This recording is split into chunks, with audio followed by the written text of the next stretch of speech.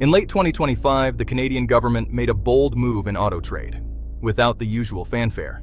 Instead of public declarations, Ottawa quietly targeted General Motors and Stellantis for failing to meet their Canadian production commitments.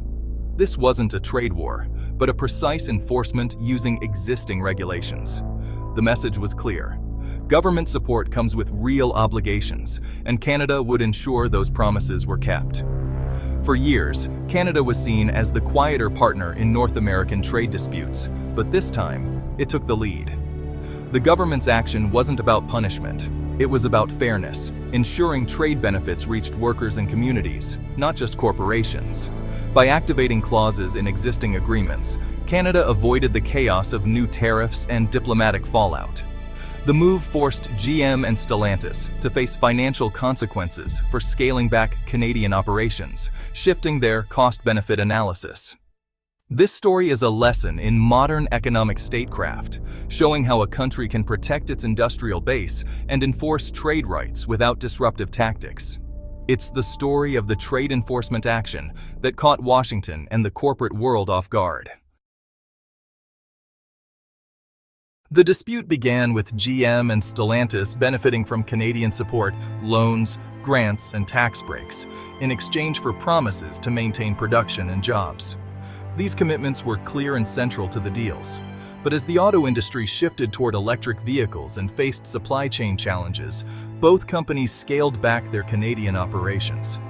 GM downsized its Oshawa plant. Stellantis cut production in Brampton. To the companies, these were business decisions. To Canadian officials and unions, they were broken promises. The expected investments and jobs didn't materialize, threatening thousands of livelihoods and the future of Canada's auto sector. Ottawa had kept its word. The automakers hadn't. This created a political and economic crisis for the government, which had promised a strong future for Canadian auto manufacturing. Workers felt betrayed, and communities faced uncertainty. The government had to respond, but instead of a public fight, it chose a calculated, behind-the-scenes approach. The stage was set for a confrontation, but the method would be uniquely Canadian. Ottawa's next move would redefine trade enforcement. Rather than drafting new laws or escalating rhetoric, Canada turned to the fine print.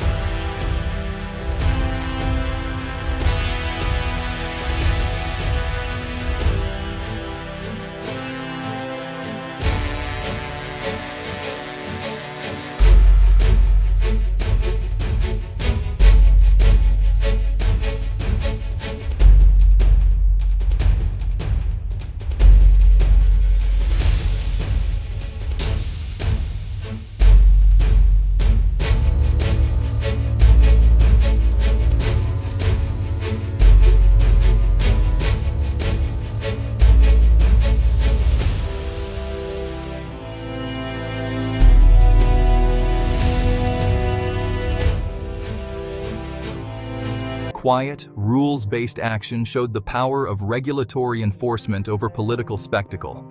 It was a masterclass in using existing authority to achieve policy goals. The world took notice. Canada's mechanism was simple. It slashed the duty-free import quotas for GM and Stellantis. For every vehicle not built in Canada, their tariff-free quota shrank. Exceeding the quota meant a 6.1% tariff on additional imports, a huge cost when multiplied across thousands of vehicles. Automakers now faced a choice: absorb the cost, hurting profits, or raise prices, risking market share. The move disrupted North American supply chains, making Canadian plants more attractive again. This wasn't a blanket tariff. It was targeted and proportional. If the companies restored Canadian production, their quotas would return. The financial pain was entirely in their hands, pushing them back to the negotiating table. Canada's quiet action changed the economic equation overnight. Canada's approach stood in stark contrast to the US strategy of headline tariffs, broad, dramatic, and often disruptive. Where the US used sweeping measures like steel and aluminum tariffs, Canada used a scalpel, targeting only the companies that broke their promises. This precision minimized collateral damage and avoided antagonizing other trading partners. The Canadian action was administrative, not political, and didn't spark international retaliation. US tariffs often led to trade wars and market chaos. Canada's move was met with quiet acceptance. By enforcing existing rules, Canada avoided destabilizing the trading system. The message was clear: accountability can be achieved without drama or economic upheaval. Canada's model was firm, effective, and non-inflammatory, a lesson in policy precision. It showed that governments can hold multinationals accountable without risking broader conflict. The world saw a new way to enforce trade agreements, one that works. Canada's quiet enforcement became a template for others. Sometimes, the most powerful actions are the least noisy. Canada's action sent shockwaves through boardrooms worldwide. For years, companies assumed government commitments were flexible, especially if business conditions changed. Now, the risk of real financial penalties for broken promises is clear and present. Legal teams everywhere are re-examining their agreements, knowing dormant clauses can be activated. This new reality forces companies to be more cautious and realistic in their commitments. As governments offer incentives for strategic industries, Canada's approach is a blueprint for enforceable deals. The balance of power is shifting. Market access is now conditional on real performance.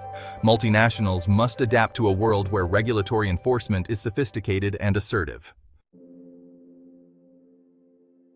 For Canadian auto workers, the government's action was a major victory. Unions had fought hard for job guarantees. Now, the state was backing those promises with real enforcement. The move turned a private labor dispute into a matter of national interest. Tariffs and quota cuts became tools to enforce collective bargaining agreements. This strategy showed that political advocacy can be as powerful as strikes. Unions gained a new lever, government enforcement, to protect workers. The result, stronger bargaining power and a model for labor movements everywhere. It proved that policy and labor can work together for shared prosperity.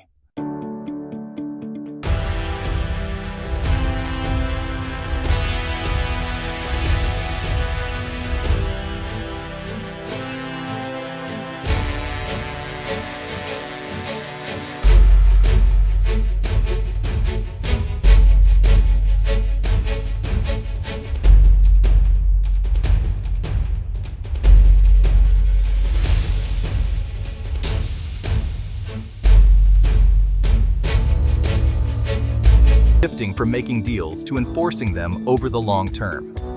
This technocratic approach depersonalizes disputes and protects public interests. Canada's example signals a new era of accountability-focused industrial policy. Canada's quiet enforcement against GM and Stellantis is a landmark in modern economic governance. It proves that firm, fair enforcement can protect national interests without trade wars. The case offers a template for structuring public-private partnerships with real accountability. Policymakers worldwide are shifting from spectacle to diligent enforcement. For corporations, the risk of non-compliance is now real and calculable. The era of empty promises is ending. Accountability is the new norm. Canada's action was not protectionism, but a declaration of self-respect and reciprocity. This quiet shot across the bow will be remembered as a pivotal moment in trade enforcement.